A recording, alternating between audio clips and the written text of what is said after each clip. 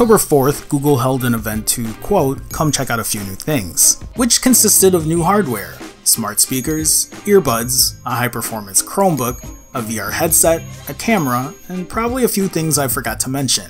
But I'll leave a link in the event in the description if you're curious. But today I wanted to go over the two new phones that released, the Google Pixel 2 and the Google Pixel 2 XL, both successors to last year's Pixel and Pixel XL. I like that.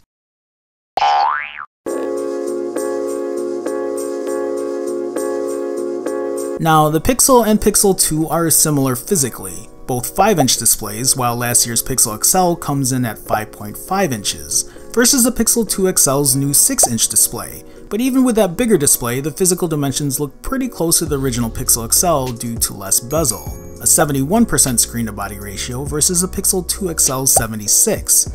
I'll do a more thorough comparison though when I get one in my hands.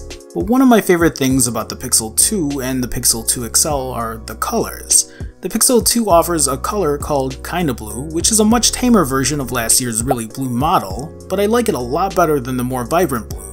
They also decided to throw in a little more color as well, giving the power button a shade of teal. On the Pixel 2 XL, there's a black and white option which gives it that panda look, and also colored the power button red or orange, or orangish red. Now, when I tried to order the Kinda Blue, it looks like it was only available for Verizon, so I skipped on that. I got a white one instead that'll be arriving in about 2 weeks.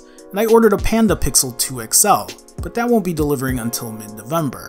Hopefully I can get my hands on a different color variant before then. I really wish Google would have made the Pixel 2 and Pixel 2 XL available to all carriers, not just a Verizon exclusive. If they really want to get the Pixel brand known and in consumers' hands, I feel like they need to stretch more than just going to Verizon. Other than the display on the Pixel 2 and Pixel 2 XL, both phones share the same hardware, which I'm honestly happy to hear about. No need to buy the more expensive phone to get an extra camera or more RAM or anything like that. But the Pixel XL2 looks a lot more modern with less bezel compared to the regular Pixel 2. Moving on, Gorilla Glass 5, upgraded from Gorilla Glass 4.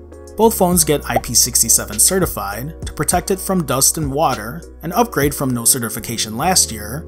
Front-facing stereo speakers upgraded from one bottom-firing speaker, which is a huge upgrade for me since I'm big on speaker quality. However, both phones lose a 3.5mm headphone jack, which is unfortunate because it's something I use almost daily when I'm out and about, on my commute on the train or on the bus. I'm always carrying a set of wired earbuds on me.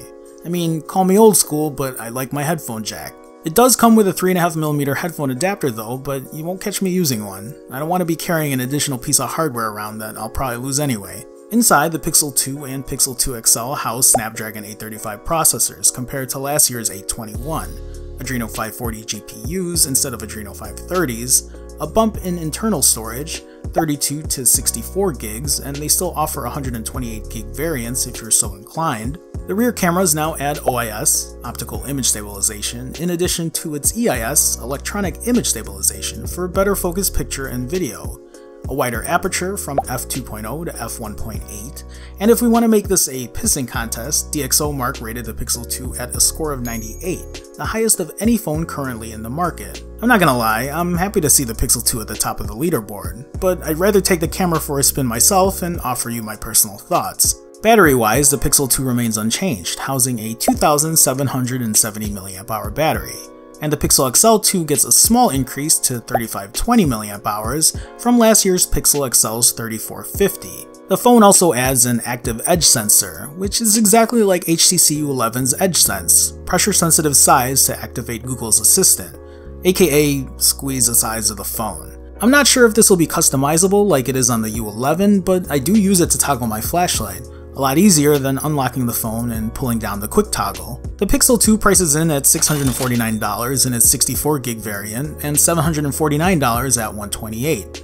These prices remain unchanged while offering a great upgrade from last year's cheapest Pixel model with only 32 gigs of internal storage, although both received price drops today, $549 and $649 respectively. The Pixel 2 XL, however, prices in at $849 for 64 gigs and $949 for 128. That's an $80 increase from last year's $769 32 gig Pixel XL and $869 128 gig variant, which also has been reduced today to $669 and $769 respectively. Whether or not the Pixel 2 or Pixel XL 2 can convince you to upgrade from your 2-year-old Nexus 5X or Nexus 6P or your 1-year-old Pixel or Pixel XL, one thing's for certain, my wallet was not happy with me today.